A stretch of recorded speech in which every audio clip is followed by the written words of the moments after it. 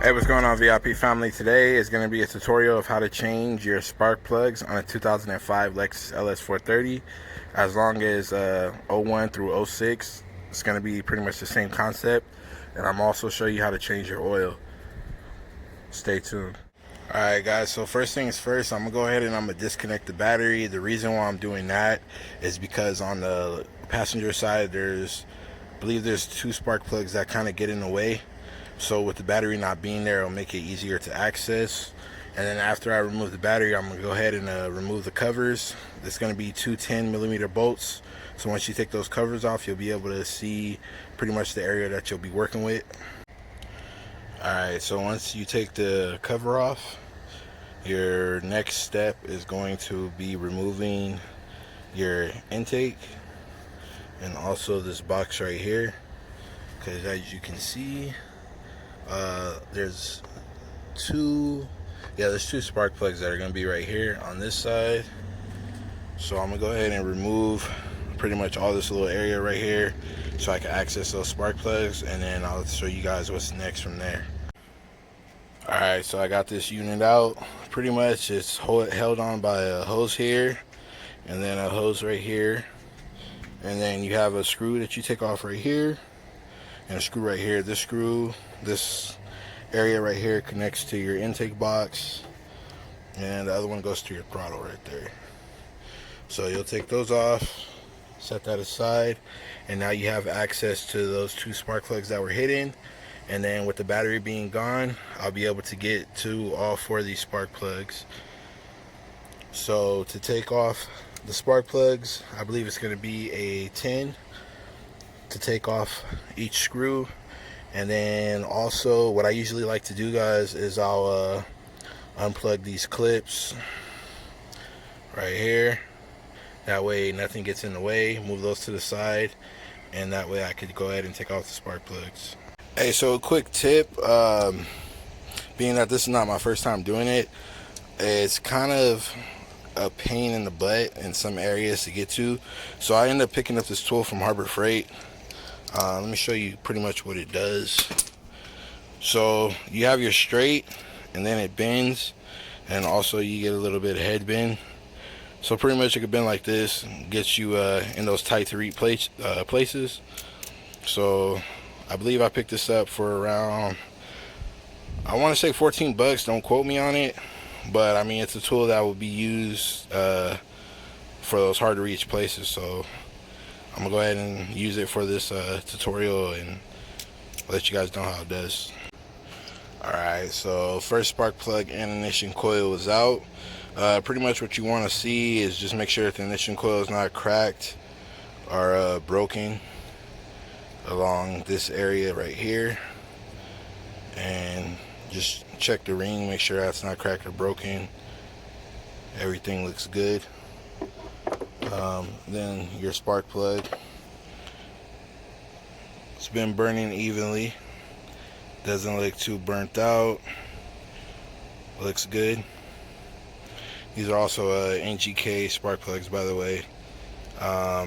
You guys have a preference to use whatever you want, but I know OEM is NGK, so that's pretty much what I would be using also in this video. But spark plug looks good. So like I said, I'm gonna continue to move on and take out each spark plug, check them as I go, make sure it's burning evenly, everything's good. Then once I get close to finishing up this side, I'll pretty much tune back in with you guys, let you guys know what's going on, and before I hop onto the other side. Alright guys, so I'm pretty much finishing up on this side. I'm on this last spark plug right here. Just a quick reminder for you guys, you might have to remove this. Well, not might, but you're gonna have to remove this. It's just 3 screws. That way you can access this spark plug right here, also this one, because if not, that's gonna be these two are gonna be in the way of the box. Another thing I did too, where's a box that the battery sits on top of, which is this right here, I went ahead and pulled that one out because of this spark plug right here. It gets in the way when it's coming out. So those are just little detail things that you will have to pull off on that side. But pretty much, you guys, if you're hands-on with cars, I would say 30 minutes per side. If you're not, it might take you a little bit longer, but hey, that's what I'm here for, to break down the video of how step by step, you know, pretty much things that you're going to be doing. So once I finish up this side, guys, I'll pretty much hop over here and let you guys know if there's anything that you guys need to look for on this side. Once I get finished with that, pretty much I'll be doing an oil change, and we'll turn the car on and we'll reset the light and get it back to good. Alright guys, so now I'm on the driver's side. Pretty much everything over here kind of looks straightforward. Doesn't look like you'll have to remove anything. If anything, it might get tight right here in this area, so you might have to use some shorter extension tools, so that way you could get that out. But besides that, pretty much looks straightforward. So if I come across any issues, like I said, I'll let you guys know. Also, when tightening the spark plugs, for those of you that don't know, hand tight. Don't want to over tighten it. Don't want to tighten it to stripping it. You just want to hand tight it, and that's pretty much be your best bet. Alright, so I'm on the last spark plug. What's giving me a problem is this line right here. It's making it to where you can't stick a socket in there, so you're gonna have to get your Allen wrench, obviously a 10mm, and pretty much take the bolt off like that. Once you take the bolt off, you should be able to stick your socket back in there to take your 5/8 spark plug out, put it in fine, and then just tighten it back up with the 10. So that's pretty much the only issue that I noticed on the driver's side. Alright guys, so pretty much I'm done. I went ahead and I replaced both sides. Now pretty much the only thing I gotta do is put this section over here back together. But a quick suggestion, guys, I do suggest going down to Harbor Freight and getting this tool. I'm not sure if your AutoZone or Riley's, they might carry it, but this tool definitely does come in to help. I remember last time I didn't use the tool when I changed the spark plugs, and I'm glad I got something like this that I could get into those tight areas with.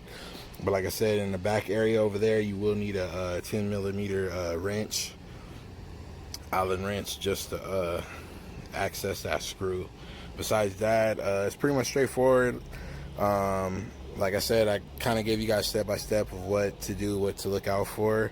I will be doing a part 2 for the oil change. I just don't want to put everything into one video. But hey, if you guys have any suggestions, comment down below what you guys want to see. If you guys want to know something, just comment down below. Like I said, I'm always here to help, always free to help. So just comment down below, let me know what's up.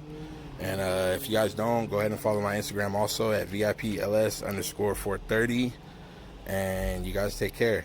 Like I said, part 2 is next video. Thank you for watching.